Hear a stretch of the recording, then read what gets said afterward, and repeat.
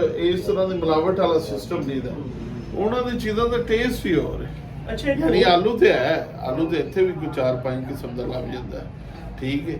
ਉਹ ਜਿਹੜਾ ਆਲੂ ਹੈ ਨਾ ਉਹਨਾਂ ਕੀਤਾ ਹੁੰਦਾ ਸਟੋਰ ਮਿੱਟੀ ਦੇ ਵਿੱਚ ਹੀ ਥੱਲੇ ਹੀ, ਉਹਦਾ ਇੱਕ ਟੇਸਟ ਹੀ ਡਿਫਰੈਂਟ ਹੈ। ਔਰ ਉਹਨਾਂ ਕੋਲ 50 ਕਿਸਮ ਦੀ ਡਿਸ਼ ਹੈ ਔਰ ਉਹਨਾਂ ਦੇ ਨਾਰਮਲ ਯੂਜ਼ ਵਿੱਚ ਨੇ, ਤੇ ਨਾ ਕਿਸੇ ਨੂੰ ਸ਼ੂਗਰ ਹੁੰਦੀ ਜੇ, ਨਾ ਕਿਸੇ ਦਾ ਵਜ਼ਨ ਵੱਧਦਾ ਜੇ, ਨਾ ਕਿਸੇ ਨੂੰ ਬੀਪੀ ਦਾ ਮਸਲਾ ਹੈ।